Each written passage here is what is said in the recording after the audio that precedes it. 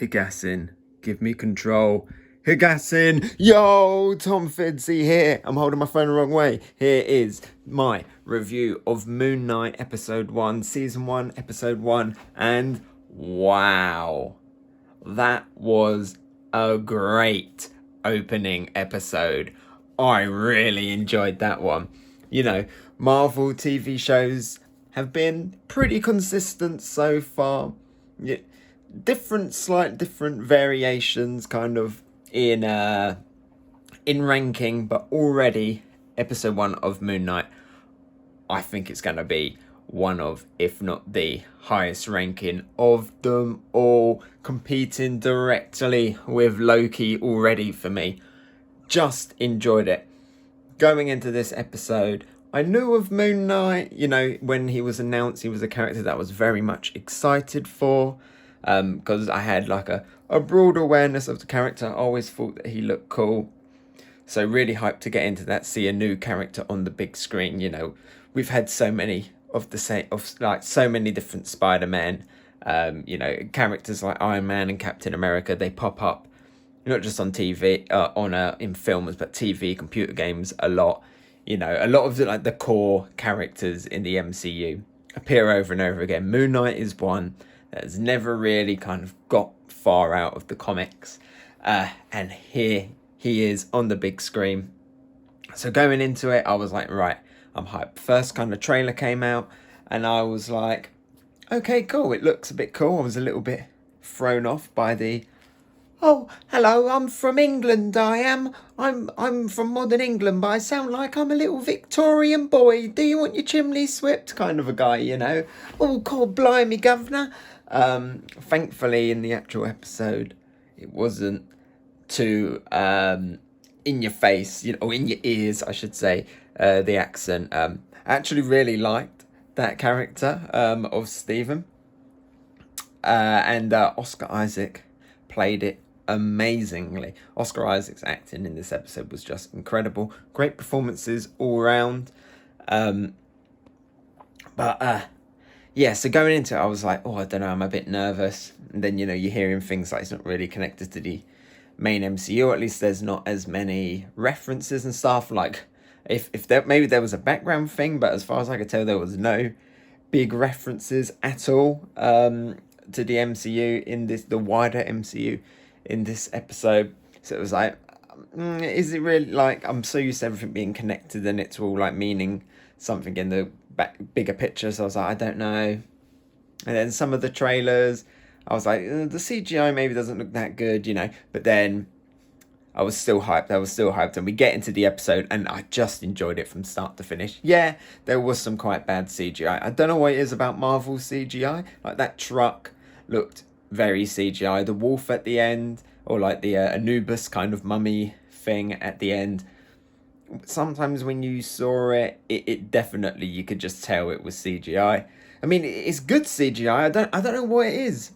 It just has this kind of grain to it, this like lighting to it that just doesn't quite fit in. I don't know why. It's really hard to explain the way that they do it, but there's like a very distinctive CGI look to it, even to do with the lighting or the texture in, that just like is like the Marvel look, the Marvel filter on CGI.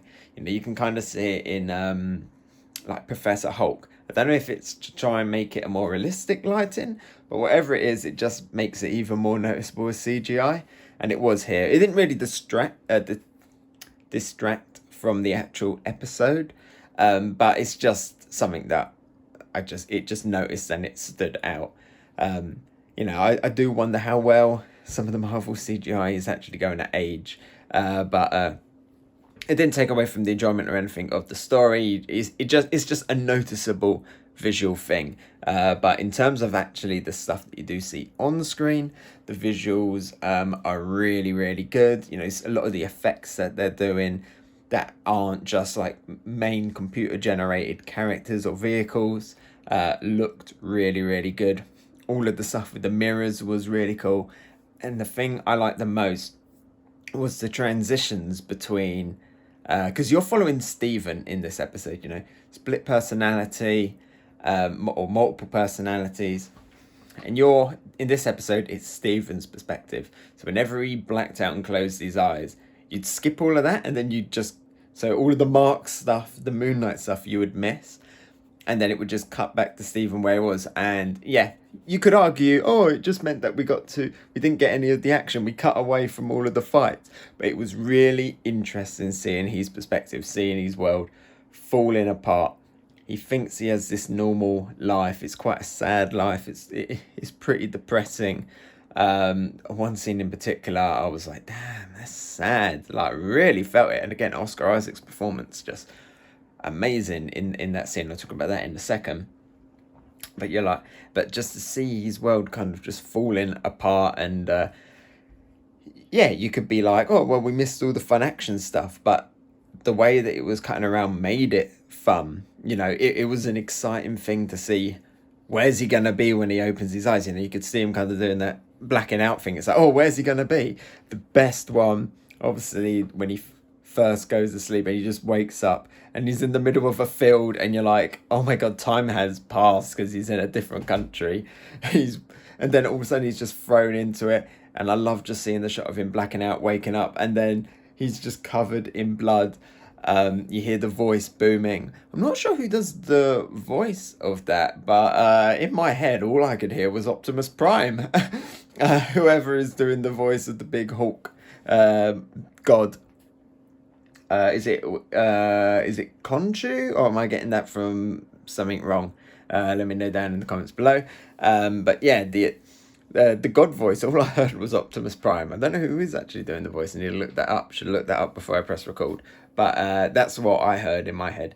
But I thought that was really cool, him just flipping out. The car chase scene was super fun, super different looking car chase. And even when like the action was kind of going on with Steven, with the guy got in the back and he's like falling around in the back of the thing, getting cupcakes in the face, all of that was still really exciting, still really fun.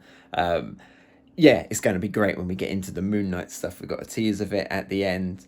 But I do hope that they still kind of keep this going a little bit, because it was quite interesting. But obviously by the end we are just going to get Moon Knight kicking butt, and I'm not going to complain when we do. But it would be really cool to sometimes see it a little bit more. Maybe a new persona or something will come into it. But yeah, I just loved how it was all unraveling and the twists and all that going on. But during that, you just feel so sorry for Steven, that, him trying to live his normal life and he just doesn't know what's going on. Mark clearly kind of trying to make it seem like he's got a normal life, switching out the goldfish and stuff. But you gotta feel sorry for him, that the fact that they're just doing all of this and then just dumping him back in the real world, and it means that his job's a mess, his relationships are a mess. The scene that really was like, oh my God, I'm so sad. Probably one of the saddest lines ever in the MCU is when the guy says to him, "The kitchen will be closing soon, sir." I don't know why, when he said that, I was like, that is just depressing. It's off camera. He's a vegan. All kinds of like moral questions there about the different personas in one body. And he's just like, I'll have the steak. And he knows nothing about it. He's breaking down. You can tell that the waiter, who's off screen, you can't even see him, knows that he's breaking down. He's just trying to kind of console him, but also like do his job, just being very patient. Give that guy a good tip. He's just like, how do you want your steak? Yeah, good steak, and the guy's just like, okay, I'll put you down for, I'll put you down for well done. And he's just, that was such a sad scene. And him just talking to the statue man as well, what does that statue man really think? But yeah, I enjoyed it. This is another one, kind of like Loki, where I just want all of the episodes now. The wait is gonna be agony in this series. I feel it proper got to a cool place. The horror bits in this that they did really well, when the god is like going through the corridors and he's only kind of moving like when the light's off him and stuff, but then you like randomly see him in just like the middle of the street as well. Looked really cool. I loved the design of that character, and I'm glad that I'm actually glad that it's not really connected to a lot of the Marvel stuff. I'm sure it will at the end. I fully expect someone like Blade or Black Knight to turn up at the end of this series, to kind of connect it in. I don't know why I feel like we're kind of building towards some kind of mythological, like British Avengers, like Blade, Dark Knight, Moon Knight, all of those kind of characters. Peggy Carter could come back as Captain Britain. And that would be really cool. More mythical based, more demonic, and that kind of folklore stuff would be really, really cool. I do kind of wonder how it is going to fit into the wider MCU. The fact that Egyptian gods are real. I mean, we now know that Norse gods obviously are real. And so that completely puts that religion out the window. The Eternals basically screwed up all religions ever, disproving all of them. The Earth wasn't made by God. It was a celestial egg. So, yeah, find the Egyptian gods, but what are they? That I think that's going to be a question. I wonder if this series is going to answer it. Are they interdimensional beings? Are they aliens? Are they the actual gods? Don't know. But do wonder how it's all going to fit into it. He's at the working at the British Museum. They're going to need to redo a lot of their stuff. It'd be interesting to actually see what the Norse and Viking section is now like, or even the anything is like in a post Eternals world. How are they labeling all of this stuff? Is there a photograph of Thor partying, party 4 in the in the Norse mythology section? Is there an updated bit talking about when Loki tried to take over New York? The brand new Viking exhibition, Asgardian. They have to give all that stuff back to the Asgardians. But yeah, can't wait for the next episode. So enjoying it so far, and I hope it keeps this up. There's still a lot of mystery, and I hope as we get more into the action and stuff, we don't kind of lose that feel, lose some of that mystery and intrigue and clever stuff with like the mirrors and the switching between the personas and the memory blanks and stuff. So it'd be interesting to see how the series progresses, but off to a very, very strong start. Let me know what you think, and I'll catch you later. Bye!